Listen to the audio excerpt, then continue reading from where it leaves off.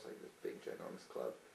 And we went there, and it was like 3 gajillion degrees in there. It was really hot. And me and Eric did digits on this circular table for like 2 hours. Like, just kind of tracing the table, and we were actually doing a lot of mirrored digit work and stuff. And he was doing it, which was really weird, because I'd never met him, and our crew, like everyone that was there, didn't know what digits were, but Eric did. And Eric was doing a little bit more, I guess, liquid-based digits, but he had seen Joe do it a while back. And, you know, if you talk to Eric, I don't know if he's going to do the interview or not, but he'll tell you, I was at the same party, but I was like sick that day or something, but he was watching Joe do digits, and Eric was like, I've seen liquid, but I've never seen that shit. And that was like a little bit before we had met him, actually. So we were sitting there messing around doing digits, and I don't think anyone else really had seen or known what it was, so we all started getting together, hanging out, and then I guess it was 2000 is when we were like, all right, we're a crew, you know, we're Liquid Pop Collective, and, you know, we would get together, we would hang out, we'd go party. We were FDA at first, but apparently there's a gang called FDA, and we didn't really want to be associated, and... That'd be the Food and Drug Administration? Well, that's the other gang, but we were going to call ourselves FDA, and when anybody asked us what it meant, we would just come up with a different acronym to just confuse the fuck, because we were like that. We just like to confuse people and be like really out there and strange.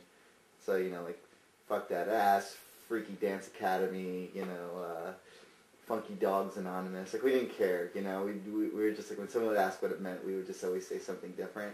So I think there was like one time someone was like, you know, oh, I heard you guys are called something, something, something, and we were like, no, we're called this. And like, no, he told me you guys are called that. We're like, no, he's an idiot. You know, he just came out of sped camp. So, you know, we were just kind of messing with people a little bit. But then we decided, no, we'll be the Pop Collective. And then the whole thing started about what is liquid popping.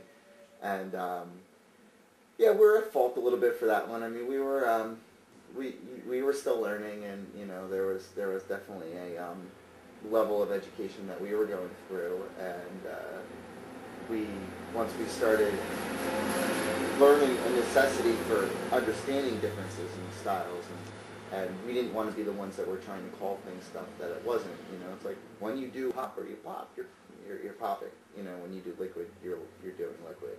You know, if you do it in the same routine, it doesn't mean that you're liquid popping. It means that during that routine you did liquid and you popped. You know, that brought up the whole thing of like liquid pop locking boogalooisms, you know. So we were, you know, fucking around, and we did a residency at Club Motion, and what we noticed is, I think one night me and Eric were up on kind of like there's like a little stage area that was kind of blocked off for people who work, you know, it was like kind of like a little VIP lounge or whatever. And like you can kind of see over the club. And the club held about, I guess, like 600 or 700 people or something. And we were watching everybody one day, and we noticed that people were trying to do digits on the dance floor, and people were doing liquid, and it was not like that when we first started doing a residency there. Residency meant that we were with Reflective Multimedia, who did the event there. Imrai Jonas, who's created Reflective Multimedia, picked us up one night he was spinning at DC. He knew Eric, and he was talking to Eric, and Imrai was like, why don't you come dance under our umbrella, basically. So they were like a larger collective of DJs, visual artists, like Ricardo Rivera, who does Clip Collective. I think it's clip.tv. He does all the audiovisual projections and stuff. He kind of started out doing a lot of stuff for Imrai also. He did our video. And so wherever Reflective went, we would go and dance. It wasn't really about money. It was a little bit more about just trying to get recognition, get seen and stuff. So, you know, we all did something under Reflective, and Reflective was kind of the bigger bubble, so to speak.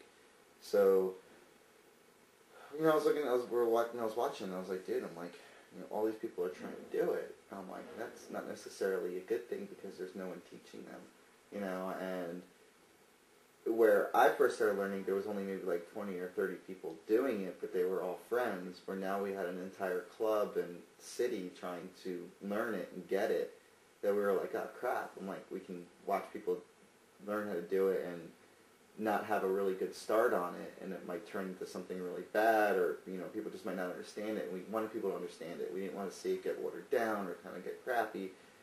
So we kind of, I think what we did is we analyzed funk style culture. So we kind of looked at why is it that when someone waves, they know it's a wave? Why is it when, you know, someone waves and, you know, does it really smooth? Is there a name for it? Why is it when some animate? You know, we were trying to understand how everybody can communicate on this same level and without there being a direct teacher. And we realized it's because they have a vocabulary. It's every dance style had that. Ballet, jazz, whatever. When they do a pirouette, you know it's a fucking pirouette. You don't even have to be into ballet to see someone do a pirouette, and most likely you're going to know it's a fucking pirouette. So, you know, we started realizing that we needed to do something. So we had our, I think we had our website up at the time, and people were asking us to put videos out, and Eric had put the video out, and, you know, this is before, I mean, you didn't even see popping videos out on the internet. Wait, that website was LPC Labs? Yeah, okay. Maybe. Something like that? Yeah, right. We saw, I mean, there was really no internet videos. You know, most people started posting a little bit after we did. I'd like to say we were definitely on the beginning cusp of posting dance videos like that out on the internet. I'm not saying we were the main influence for it, but I definitely can feel comfortable saying we were among like the first breed to start doing that. And I think that was just because of technology at that point. You know, it was like, that was right where it started becoming capable to actually really do that, and people wanted to start doing that, and people were really using the internet for underground cultural resources. So Eric put the, you know, Holy Grail video out, so to speak, and you know, people wanted to see more of those videos, and we put a couple LPC teasers out, and we were getting a lot of good feedback from it, so we were like, well, fuck it, let's make a video. And Eric took out a substantial loan, and we went, Ricardo Rivera did his tag is BJ Kaboom. ClipTV.net, I believe, for everyone who wants to check out his stuff, because he rules. He agreed to come in and do the video for us, so we went to a studio and we did a whole setup, and beforehand we all sat down and we're like, alright, well, what are we doing that's common? And what are we doing that we see throughout all of our styles? What's like these underlying techniques? And we all kind of sat down and, you know, separate from each other and wrote down what we do, and then kind of looked at them all together and noticed there was major similarities. We almost were actually calling stuff the same thing. Let's stop right there. Okay. We only have 3 minutes left on the tape. So, new tape then. Hello? Yeah. After we released the video, we were borderline famous. It was pretty funny.